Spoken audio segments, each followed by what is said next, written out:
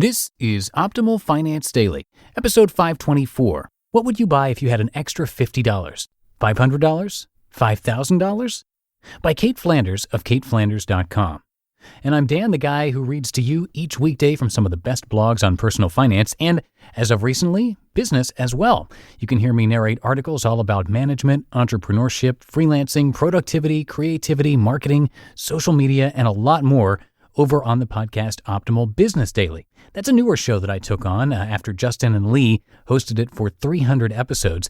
They decided that they wanted to take what they learned from narrating those articles and implement a bunch of those ideas in their own business. So they'll be working on that instead of hosting the show. And you can hear me narrate the program, Optimal Business Daily, starting with episode 301. But for this show, today's post comes to us from Cait Flanders. Before we get to it, thank you to ZipRecruiter for their continuing support. Are you hiring? ZipRecruiter has revolutionized how you do it. Their technology identifies people with the right experience and invites them to apply to your job. They find great candidates for you. So try it for free today at ZipRecruiter.com/OFD. ZipRecruiter, the smartest way to hire. Now let's get right to our post as we optimize your life. What would you buy if you had an extra $50? $500? $5,000? By Cait Flanders of CaitFlanders.com. When I first started reading personal finance blogs, there was a chain letter-like post I saw many of my favorite bloggers copy. It answered the popular question, what would you buy if you won the lottery? Most people opted for $1 million prize and talked about how they'd first wipe out their debts, then buy a bunch of stuff and invest whatever was left over. Back then, this blog is officially 4 years old today. I couldn't bring myself to copy the post because $1 million seemed like a number I'd never be able to touch. It was a fantasy, a pipe dream. Why bother thinking about something that would never happen? 2 weeks ago, however, I saw a post on Pinterest that asked a much simpler version of the same question.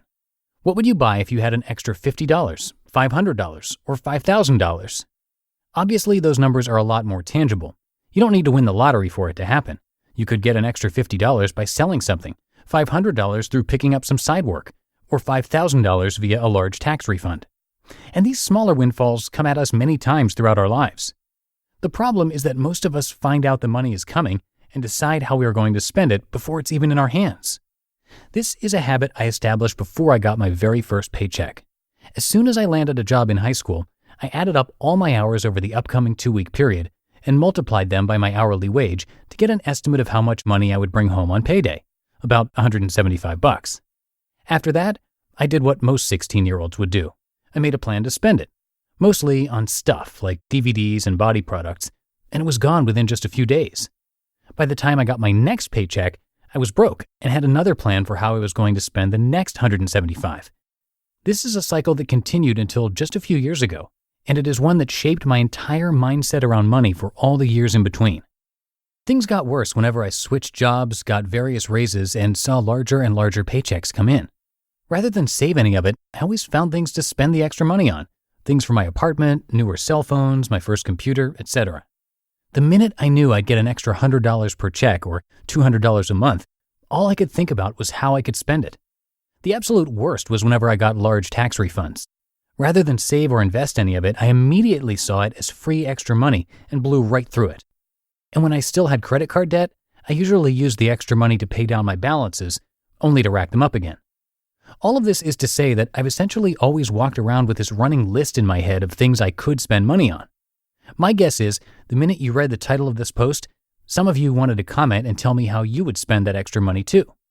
Maybe you'd spend $50 on new books, use $500 to spruce up your wardrobe, or put $5,000 down on a car or towards a dream vacation. I'm not saying any of those thoughts are necessarily wrong, but what you should ask yourself now is, how did you decide what you would spend the money on? Do you have a list of savings goals you're currently working towards? A running list of things you actually need to buy? Or were your answers impulsive, full of wants that would satisfy you in this moment, rather than needs that could help you for a while? The question posed by apartment therapy sounds innocent enough. In fact, it could easily be turned into another chain letter type post that we all copy and use to tell the world what we would spend our own extra money on. But the question is everything that's wrong with the money mindsets being instilled in us. Don't buy extras with extra money. When I started the shopping ban last year, I had no idea what kind of challenge I was putting myself up against. The goal, if you don't remember, was to save more and become a conscious consumer. I still feel like that was pretty naive of me to say, though, because I didn't know what that would look like. For my entire life up to that point, I'd bought everything on a whim, but attached some meaning to it. So I'd buy this particular piece of furniture so everything finally matched, or a decor item I knew would finish a room. If I could give it a purpose, I had no problem buying it. The problem, as you can imagine, is I didn't actually need any of it. They were all extra items above and beyond what I needed to survive and be happy. I spent my extra money on extras, and it was a complete and utter waste. Many of these items were the first to go when I got rid of 65% of my belongings. As of today, I'm in my final month of the shopping ban. With 11 months down and just 29 days to go, the number one question people have started asking me is, are you excited for it to be over?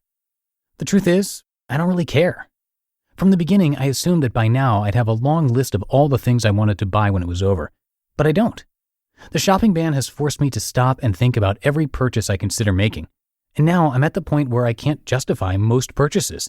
In fact, I've saved $2,600 in the shopping ban account and have no idea how I'm going to spend it. This is a good thing. It means I've made progress and achieved my goal. Not only have I saved more and become a conscious consumer, but I'm finally able to talk myself out of all the extras. If you were to ask me right now what I would buy if I had an extra $50, $500, or $5,000, the answer would be nothing.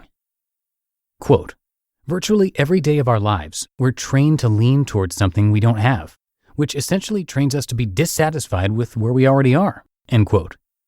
That's a quote that has always stuck out for me from You Are Here by my friend David Kane, and it could be relevant to many areas of our lives, but I often link it back to personal finance. We're programmed, mostly through advertising, to believe we need more and more and more in order to have all our problems solved and be happy. For that reason, we consume, and buy everything we could possibly need, and yet we're surprisingly always dissatisfied with what we have, so the cycle for more continues. Rather than asking what you would buy if you had extra money, maybe we should all be asking ourselves what's missing in our lives. My guess is the answer isn't something you can buy at a store. Think about that the next time you get a little extra money. You just listened to the post titled, What Would You Buy If You Had an Extra $50, $500, or $5,000? By Cait Flanders of CaitFlanders.com. And thank you again to ZipRecruiter for sponsoring today's episode. Are you hiring? Every business needs great people, and a better way to find them. Something better than posting your job online and just praying for the right people to see it. ZipRecruiter knew there was a smarter way, so they built a platform that finds the right job candidates for you. ZipRecruiter learns what you're looking for, identifies people with the right experience, and invites them to apply to your job. These invitations have revolutionized how you find your next hire. In fact, 80% of employers who post on ZipRecruiter get a quality candidate through the site in just one day.